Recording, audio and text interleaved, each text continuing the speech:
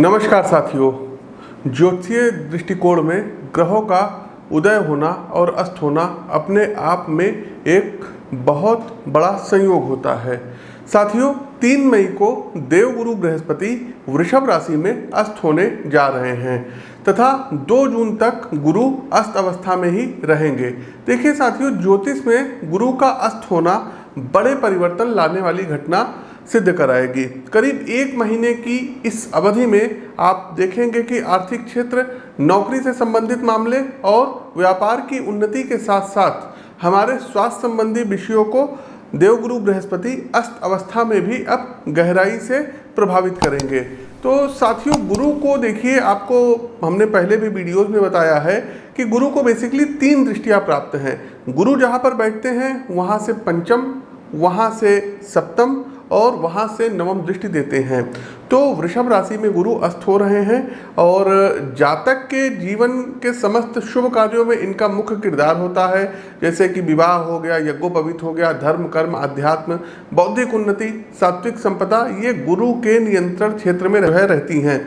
तो गुरु अब चूंकि अस्त हो गए हैं तो इसलिए कोई भी मांगलिक कार्य अब नहीं होंगे।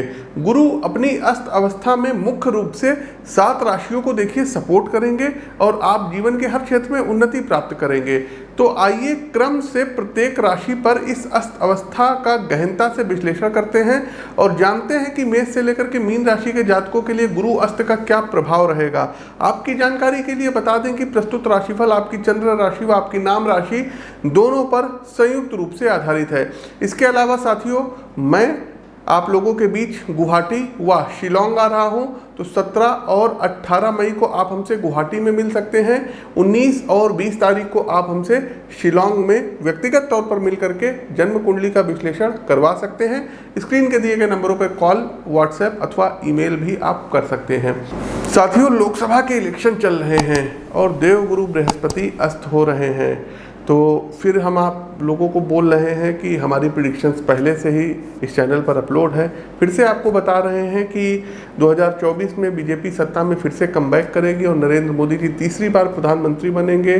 गुरु उनकी जो है वृश्चिक राशि में अस्त होने जा रहा है, तो उनके लिए लाभकारी रहेगा।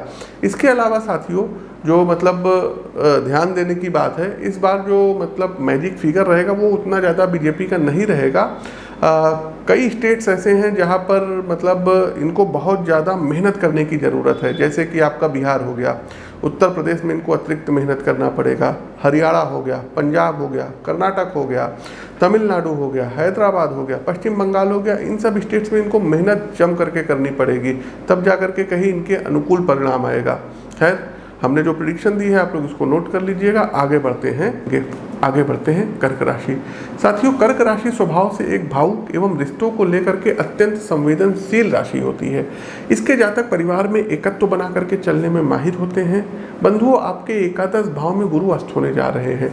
यह स्थिति आपके लिए अनुकूल एवं लाभप्रद रहेगी। गुरु कृपा से आपको धीरे धीरे लेकिन स्थायी विकास की दिशा प्राप्त होगी। विशेष रूप से व्यवसायी बंधुओं की बिजनेस ग्रोथ कमाल की रहेगी। ग्राहकों का आपके उत्पाद पर विश्वास बढ़ेगा, जिससे बाजार में आपकी पकड़ मजबूत होगी। क्योंकि ग्राहक वर्ग आपसे जुड़ेगा, इसलिए निवेशक भी आपके व्यवसाय में धन लगाएंगे। नौकरी में खास तौर पे सरकारी क्षेत्र से जुड़े लोग उच्चाधिकारी वर्ग से लाभान्वित होते दिख रहे हैं। यदि व्यक्तिगत संबंधों की बात करें तो परिवार में आपसी सामंजस्य बढ़ता हुआ दिखाई दे रहा है। गुरु का सहयोग आपकी बुद्धि में प्रेम और अपनत्व का विकास कराएगा, जिससे आप परिवार में एकता की आधारशिला स्थापित करेंगे। उपाय क्या करना है? सबसे पहले प्रत्येक गुरुवार वाले दिन गाय को 1.25 किलो बेसन का लड्डू खरीदिए और खिला दीजिए। या बेसन के लड्डू खरीद पाने में आप कैपेबल नहीं है तो आलू उबालिए, उसमें हल्दी मिक्स करके गाय को खिलाइए, गोल गोल पेड़ा बना करके।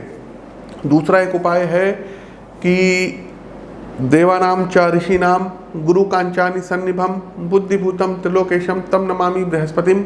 इस मंत्र का आपको 108 बार प्रतिदिन जाप करना चाहिए। तीसरा एक काम ये कर सकते हैं कि स्नान करने वाले जल में आधा चम्मच टर्मरिक अर्थात हल्दी मिला करके स्नान कर सकते हैं। हल्दी या केसर का तिलक मस्तक पर आपको प्रतिदिन लगाना रहेगा। साथ ही साथ कोशिश कीजिए कि कोई गरीब यदि ब्राह्मण हो, कोई पुजारी हो, उसको आप लोग भोजन कराते रहिए, नियमित रूप से कराएं तो बेहतर है। और गुरुवार वाले दिन शास्त्र से संबंधित, पूजा पाठ से संबंधित आप उसको कोई बुक दे सकते हैं। देखिए, ये पूजा पाठ से संबंधित का मतलब सभी धर्मों से है। आप नित्य कर्म पूजा की भी पुस्तक भेंट कर सकते हैं। आप अगर आप जो है मतलब मुस्लिम्स हैं तो आप कुरान भेंट कर सकते हैं, जुपिटर आपका स्ट्रांग होगा। क्रिश्चियन है तो बाइबल भेंट कर सकते हैं। तो ये सब चीज़ें आप लोग अपने हिसाब से देख लीजिएगा। आप किसी बच्चे की पढ़ाई का खर्च भी उठा सकते हैं, ट्यूशन की फीस भी दे सकते हैं। इससे भी देवगुरु बृहस्पति स्ट्रांग होंगे।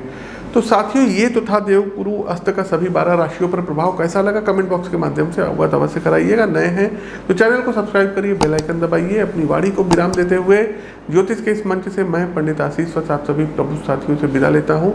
नमस्कार, राम राम।